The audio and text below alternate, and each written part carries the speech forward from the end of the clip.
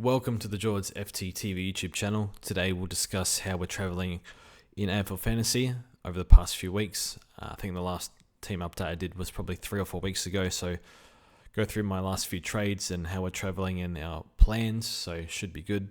So I think it was about round 10 the last time we did a video, I think. And back then we brought in Joe Richards, we got rid of Colby, who we brought back in, that got injured, but made some quick money, which was fine. I brought in Dawson, who was good up until this week. Yeah. A bit sore, but what can you do? And traded out Matty Roberts, held on to him 1 week too long. I think he gave us a really horrific score, like a 30 or something, the week before we traded him out, so that was a little bit annoying. Next, so round 11, ranked 2K trades were brought Sexton back in after trading him in round, I think it was 3. Got rid of Jury, who made about 150k for us, which is okay. So not a great rookie, but regardless, he made money.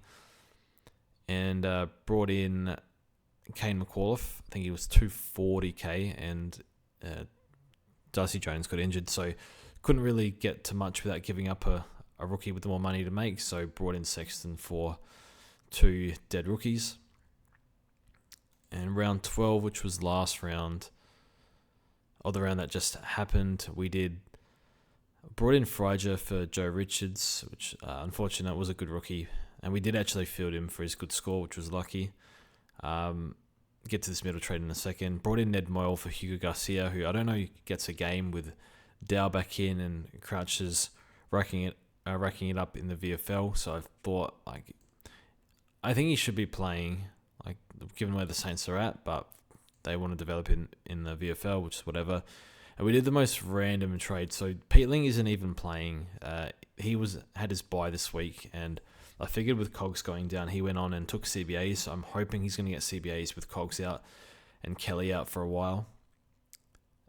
So I didn't know what to do with this trade. I traded Graham, who was playing, which is a bit risky because he made money. Could have made a lot more if he scored, just a 40. But brought in Peatling. I originally was going to go down all the way to a rookie, a 200k rook. But I didn't know which one because I had the Richmond one loaded and I don't even remember his name. And he was sub and I think he scored 5, something like that. And yeah, just wasn't sure what to do. Could have brought in Harrison, and Harrison didn't really want to pay 300k for a rookie at this point. So, or was already bringing in Friger, and Harrison's role sucks. So didn't really want Harrison, so I didn't really know what to do. So I just went Peatling, and I don't know if that was the right call, and if he's sub this week, we're probably screwed. But yeah, did get the 42% CBAs, and didn't score that well last time he played, but now Cogs is out, and he did score well before that, so I just brought him in, and hopefully he's a nice pod, which would be good. So forward line is pretty hard to score decent points in, but the team did alright this week. We're into 1.4k, so I think we're 400 off a hat and 750 off the car. I would imagine that's a little too far for the car. I think hat everything needs to go right, and we can't waste trades potentially with Peatling. So it's pretty tough, but see how we go. I think it's possible, just unlikely. Defense was pretty solid. I think the Freo boys are causing us massive problems, and just watching Freo the past few weeks, I'm a non-owner of Ryan in Supercoach. His ownership's 20% here, 21%. It's probably lower than I thought. I think I heard on the podcast that he was 12 of the top 100 of teams. So yeah, 12% of top 100 teams. So yeah, in Supercoach, he's much, much, much higher than that. And he's been one of the hardest non-owns of all time. A defender averaging 130 in Supercoach is pretty unheard of. That's way better than Jake Lloyd's peak. So Luke Ryan, I want to get in next week. And then Geordie Clark, man, he's... it's weird because they cop a little bit of criticism for the way they play in the WA paper and just in general. And they've almost doubled down and gone up a level of the over-possessing and sideways kicks in defence. So they're more than happy to share it around before they decide to start moving it on. And it's just I wouldn't say it's sustainable, like these massive 150s, 140s, of course not, but the points come easy. It's not like a midfielder that's just gone on a run of 130, played unbelievable, and then they have a few down games. It's just kick to kick, so it doesn't take much out of them. So I want to get both of them in. Yeah, 101 average now for Clark. I think he's got a Sydney James Jordan tag coming up though. When's that? But he's got Richmond after that. So maybe we cop it, because he's coming off the bye as well. So we'll look at him. Yeah, Dawson disappointing, but what can you do? He's just going Sarong. I feel like a big one's around the corner. Steele he's been okay, like 5 round of 105 since this knee issue, which is fine. It's not terrible. Bond, unbelievable. Crouch, very upset for him. But yeah, he's had a pretty hard few years and came back and played some good footy and starting to turn into a really nice pod as well. 114 last 5, looking really good. Richmond this week, but not to be, so we'll trade him. Oliver is not fit enough.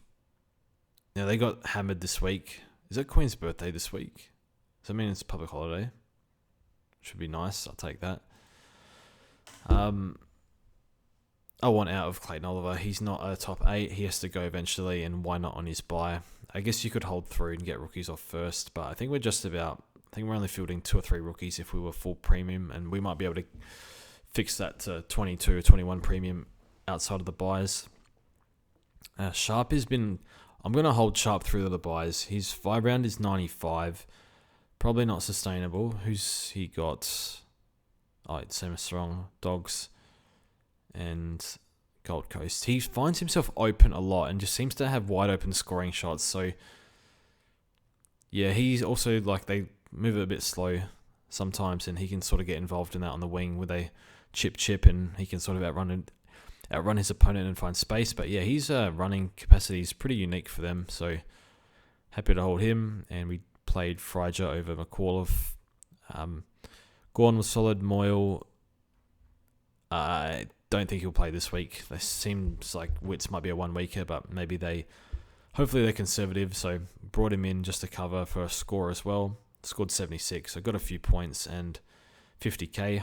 Hopefully plays one more. Flanders solid. Everyone has him. Rookies for whatever. Gallagher's been good, but I think his role will be significantly worse this week with Libba and Richards coming back. Harley Reid suspended, but yeah, he's been a good rook. What's his 5 round? 65. Not great, I suppose, but better in Supercoach. And then, yeah, Dylan Moore. This has been a pretty hard own for 5 rounds, but all of a sudden we're a 90 average now. So, yeah, it was enormous against the Crows. 27 and 5 goals. I'm not sure that will be topped. It's very, very rare to have 27 and 5. So, hopefully he can do 85 to 90 for us for the rest of the year, and I'll be happy. And then Cordwell is a little bit up and down. Not in love with the pick, but just needs a few more CBAs, I think. And he does play a little bit, like starts forward, but just runs straight to the midfield and benefiting with no Parish. So,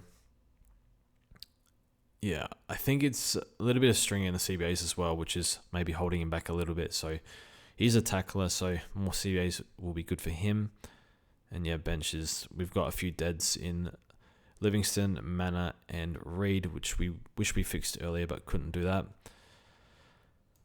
Our trades for this week, got a bit of money in the bank, but brought in Dowling for Reed. So with Crouch out, I think all Crow supporters are hoping to see Billy Dowling come in.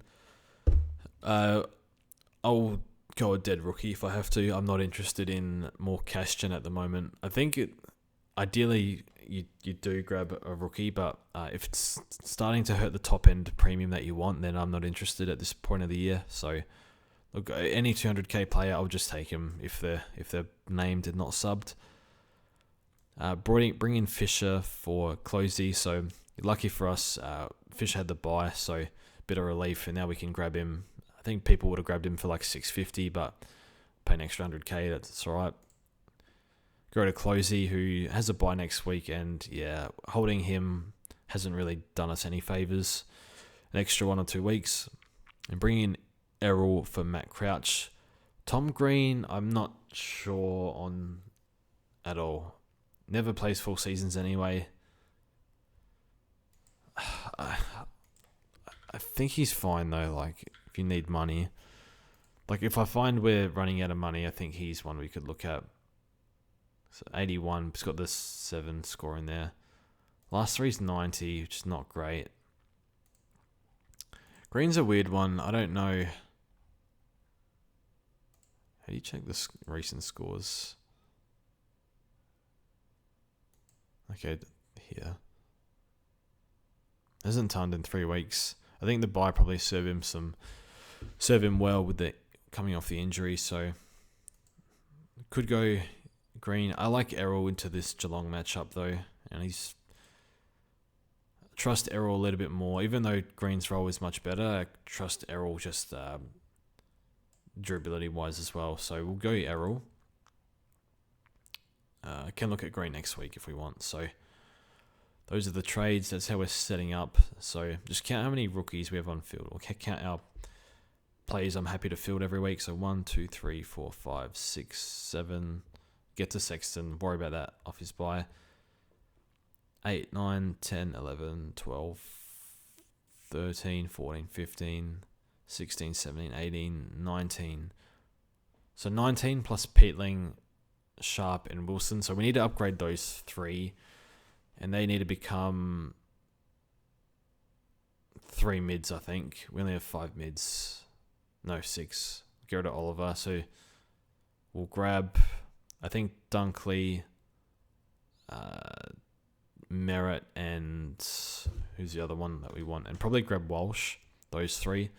Defense, I think, is fine. We'll grab the 2 Freo boys next week, getting rid of Whitfield, who I think will get double tagged. McEntee and James Jordan. I think we jump on off Whitfield.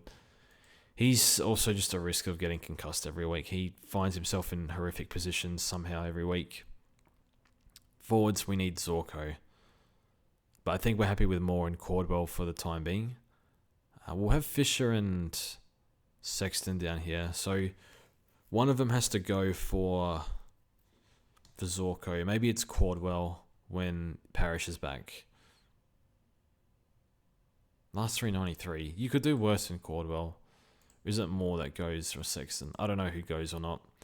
We'll cross that bridge when we have to. Hopefully we make the right call. See how Sexton goes. Give him 1 week with Power back in the team, because I think they should just run Sexton. I think he's playing alright.